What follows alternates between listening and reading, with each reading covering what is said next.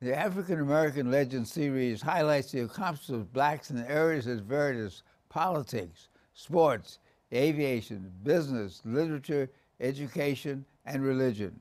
We'll explore how African Americans have succeeded in areas where they'd been previously excluded because of segregation, racism, and lack of opportunity. I'm your host, Dr. Roscoe C. Brown, Jr., and with us today is Stephanie Palmer, the Executive Director of the New York City Mission Society, and Maria Orengo, who is the Assistant Executive Director and responsible for job training and youth development. Right. Did we get it right? That's correct. We got it Programs right. in general. Very good. When I read your literature, I'm a contributor and have known the Mission Society Absolutely. since the days of Calvin Presley. I was impressed by the fact that you say you've been in business for 200 years. Mm-hmm. We Tell us celebrated, yeah. about those 200 years. Not that you were here all that time. Thank you But tell us for making about that well known. We will be 200 years old this year. We will celebrate our anniversary on 12/12/12, December 12th, 2012. We like to say that we've been helping longer than anyone else. Established in 1812. So there are actually two other institutions who share our name who will celebrate 200 years this year. That's City Hall and CityMake and City Mission. So we think that we're in very good company. And What was the original name of the organization? our original name was the New York City Mission and Track Society.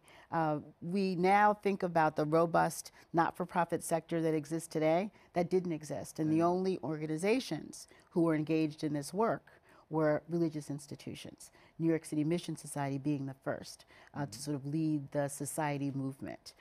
Some of the organizations that are better known than we are, who sort of came out of our movement, were the Children's Aid Society, Visiting Nurse Services, Community Service Society, I know you know, and the Fresh Air Fund. That's interesting. Now, these were started by wealthy people, I would assume. Absolutely, absolutely. And did they focus on African American youth, or did they just focus on youth in general? Well, you know, I think what's very interesting, having the kind of history that we have, is that poverty in the city looked very different over the course of, you know, the history of the city and the history of our institution. So that when you looked at the immigration from Eastern Europe and from different places, you know, you had the Irish immigrants, you had the Italians. And so what has happened for us now is that for the past 30 years, 30, 40 years, it looks as if poverty for many of the folks in New York City, it concentrated in areas of African American and Latino. And so it's almost in many ways, it seems sort of intractable that we've not been able to move some folks out of poverty the way we have throughout the history of New York City Mission Society. Mm-hmm. So currently we serve about 7,000 to 10,000 children, youth, and families each year, the majority being African American and Latino. Is that because of geography or because of the need? Because I know that the potato famine in the 1850s brought a lot of Irish here. Absolutely. The persecutions, the religious persecutions brought Germans and Italians here. All served through New York City Mission Society. All through the New York City. Absolutely. So now poverty is black and brown to a certain extent. Absolutely, and have not seen the kind of movement that you've seen in other immigrant groups that have come through New York City, who's come through Ellis Island.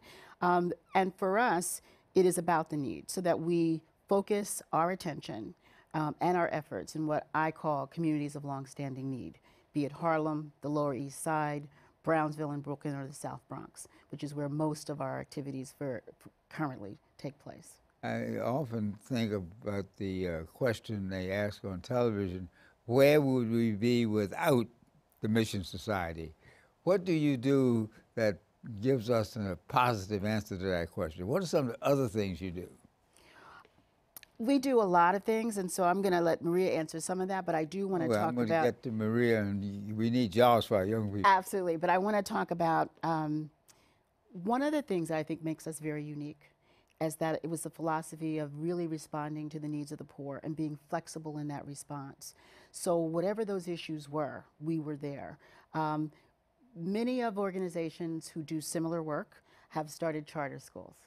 Now, you know, we're not opposed to charter schools, but we clearly understand that even if there were like millions of charter schools for kids in New York City who go to school in the largest school district in the country, they're going to still have to benefit from public education.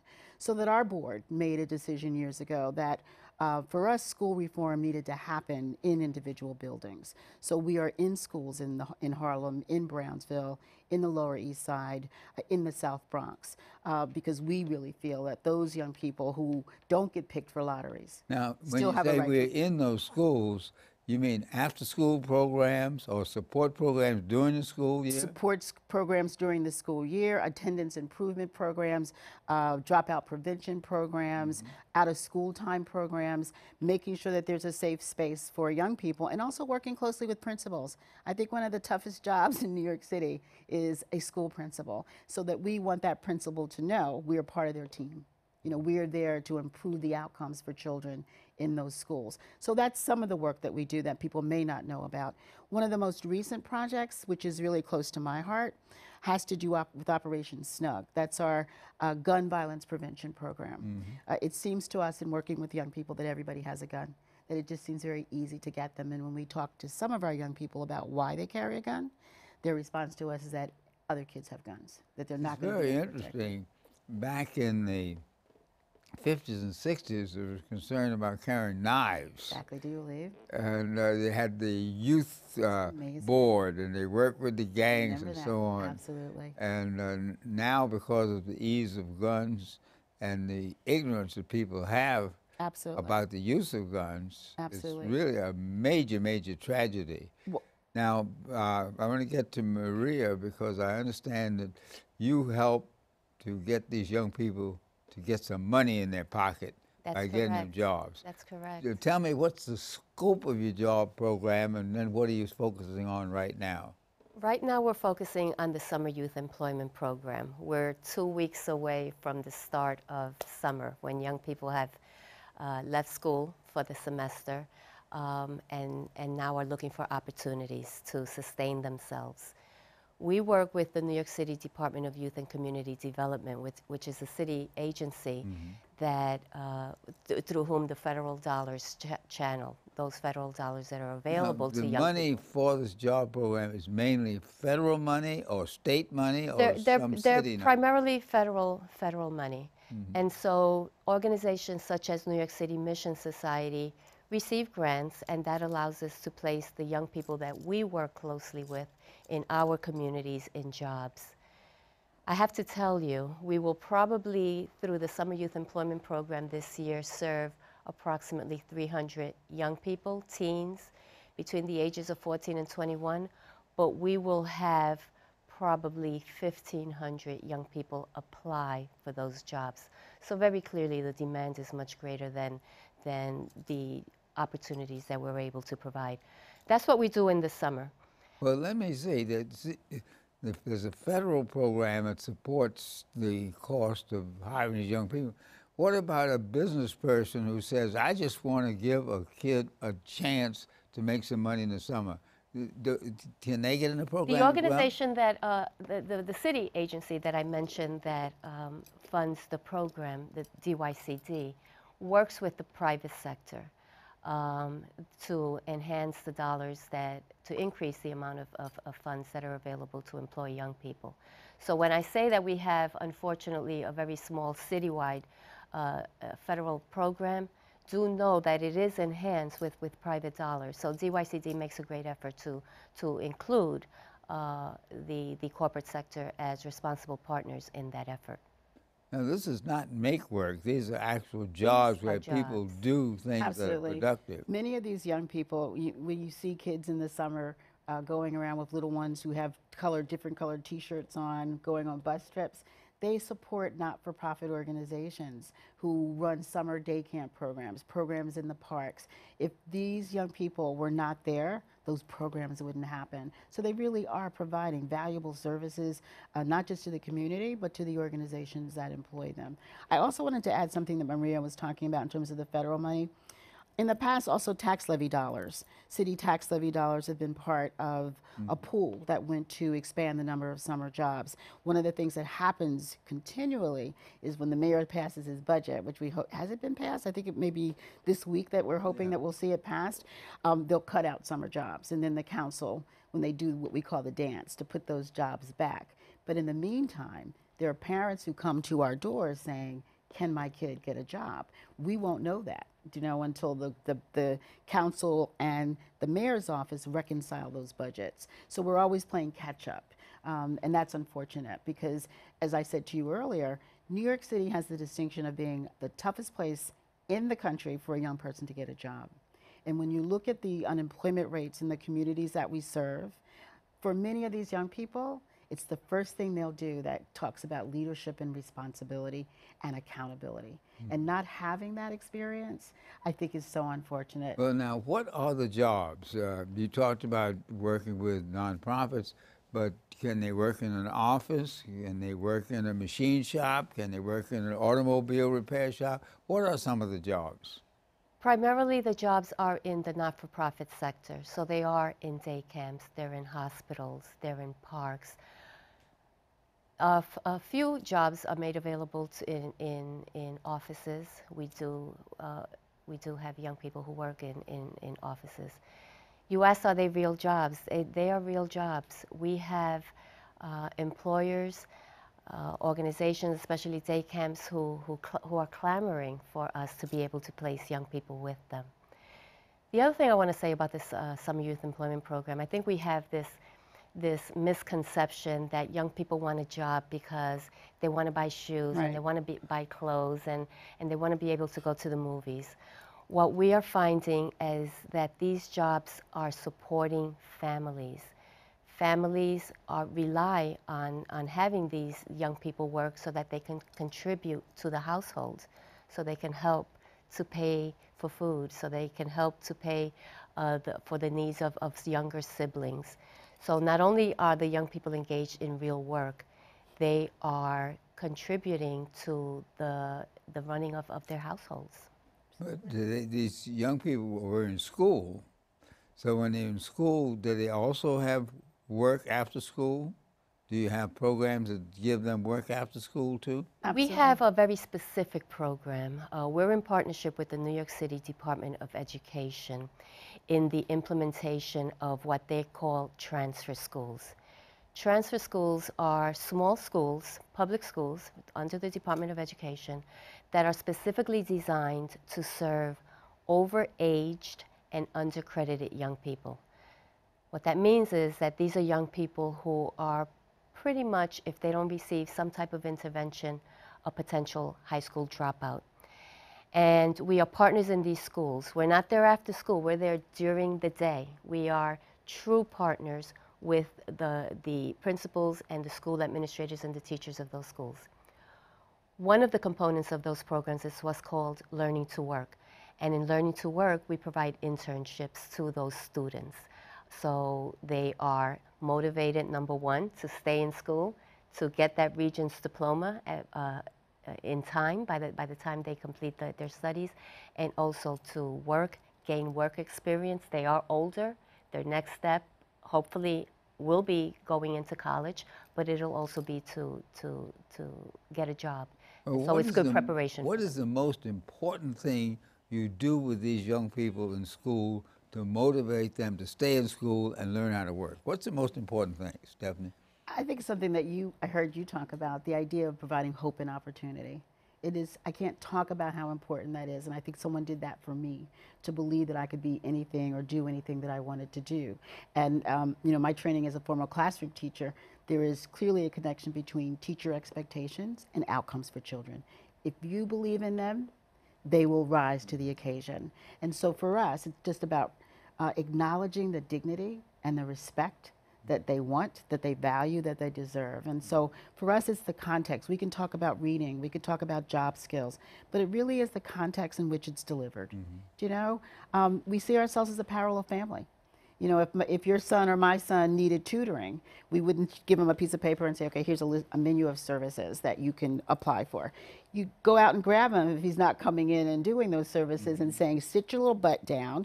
We need to talk about your reading scores. You need to move from here to there. And the committed staff that work for our organization, you can't pay people enough to do this work. They do it because they're passionate about it, they believe in the young people in our community and their potential. So where other people see limitations, we see possibilities. Well, the whole purpose of moving a society ahead is to give everybody a chance to develop to the maximum of Absolutely. their potential. Absolutely. And one of the issues that we have with schools with poor children and children who have dysfunction is that the teachers themselves and sometimes the parents don't believe they can accomplish something. Absolutely. So one of the goals of your program and many other programs like the Y and the Boys Club and the Aspen Children's Corner is to help people to believe they can do something. Absolutely. And one of the issues in the African American community, we've been so stereotyped into sports and entertainment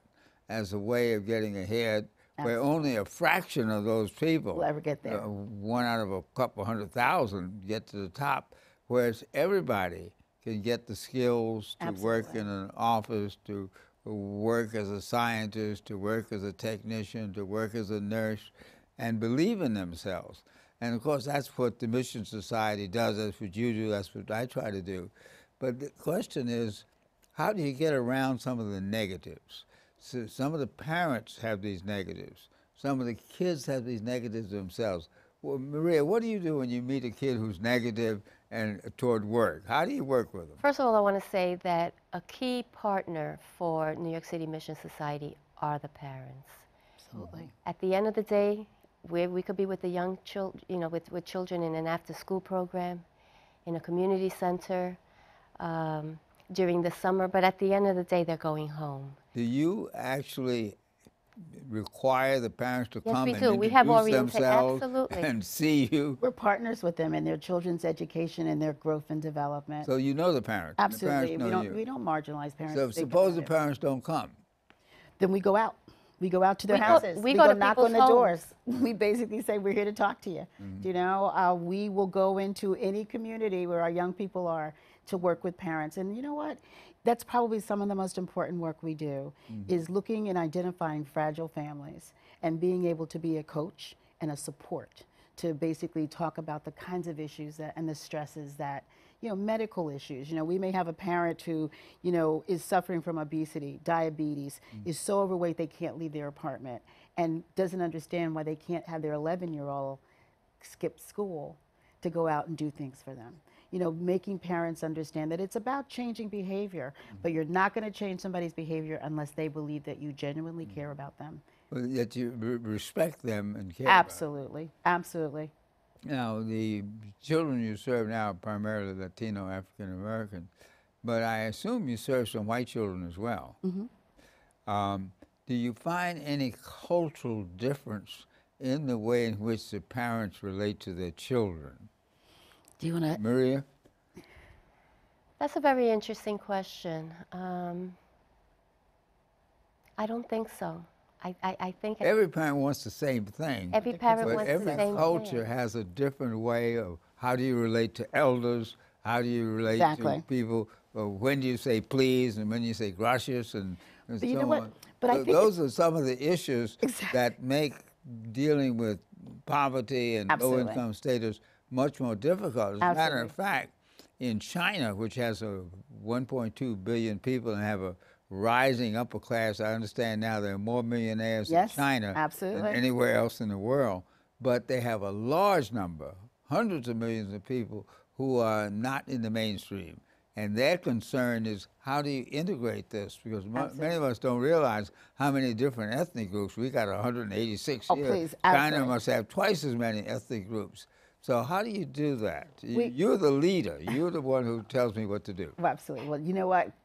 One of the great things about being in this great city of ours is the diversity. But another way of looking at this, we have a program on the Lower East Side, Emerald Lazarus School, where there must be 127 different dialects spoken. So a young kid will get off the plane from, you know, Uzbekistan. He's in our school, in our program for a month, and we look at him and you can see that he's just got off the plane, and give him 6 months. And he looks like every other teenager you see on the train. There's the hoodie, you know, there's the baggy pants, because kids want to fit in.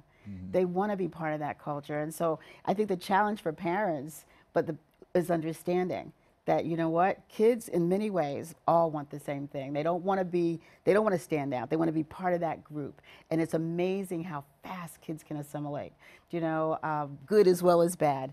And we work with those parents as well to help deal with the stresses that you talk about of coming to a different culture where respect for elders, you know, music, dancing, clothing, you know, may be very different. But we think that's all part of a great experiment that's New York City and is very exciting. Now, you have programs in Harlem at the Minnesota Townhouse, and you've also had programs in the Bronx and Absolutely. Brooklyn and so on. You used to have the Bronx Cadet Cadet Corps, program. absolutely.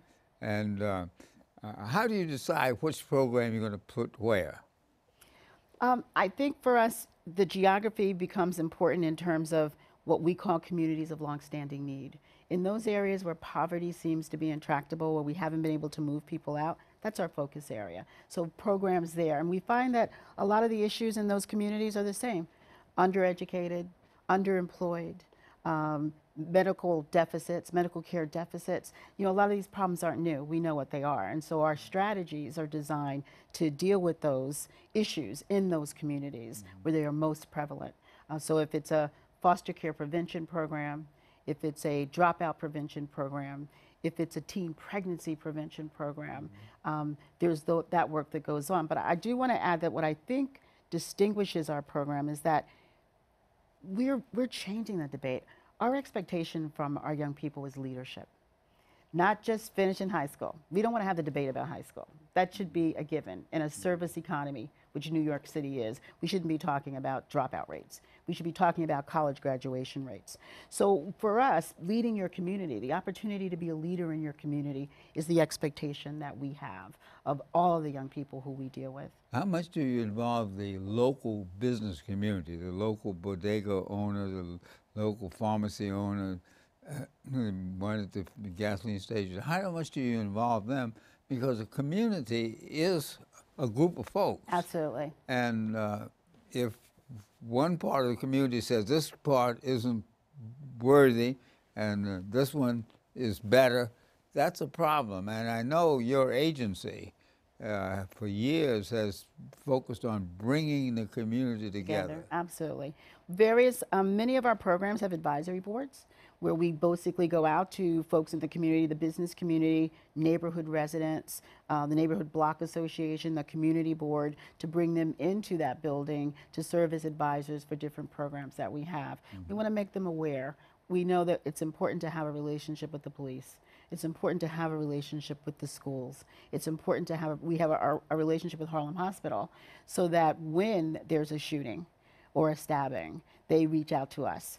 And we go into that building in Harlem Hospital to talk to the victims, to basically try to figure out if there's going to be some retaliation so that we can mediate that in non-violent sort of ways. So you're absolutely right. It takes a whole, sounds corny, but it does take a village. You know we can't do this work by ourselves. We see ourselves as an important part of that safety net.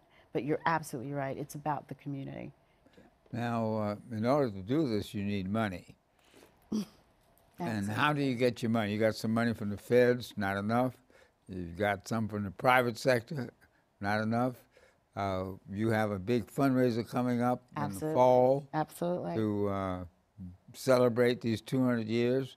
If anyone who's watching this program wants to contact the Mission Society about the jobs or about the fundraising or to volunteer, how do they get in touch with you? The easiest way is for our website, nycmissionsociety.org. nycmissionsociety.org. Also, our phone number is 212-674-3500. And we will answer that and call. So he said, look, I want to volunteer. Yep, you want to donate, you want to volunteer. Assign to Maria and she You'll be able to access that information on our website. So if you want to donate, if you want to volunteer, if you want to learn more about our program, if you want to visit one of our sites. Program? If somebody wants to get a job for their kid. If you want to get it, unfortunately, I have to say it's the end of June. Young people have been applying for jobs since March. And so anyone who has a job this summer, at least through the federally funded program. What about the fall? You must do something in the fall to help young people work or volunteer.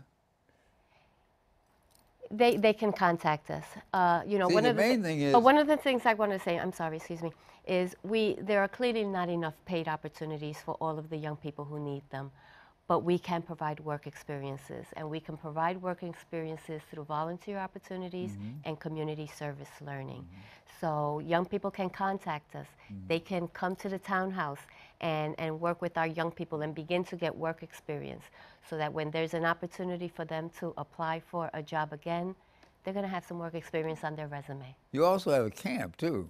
Well, we did have a camp. We had a camp up in upstate New York, and we've Menacing, actually, yeah. menacing, but we sold that property so that we could make an investment in our site at 142nd Street and Lenox Avenue, which is where we will use the money from our hopefully successful capital campaign to renovate that building, which will have a green roof, so that kids will still have an opportunity to learn about nature.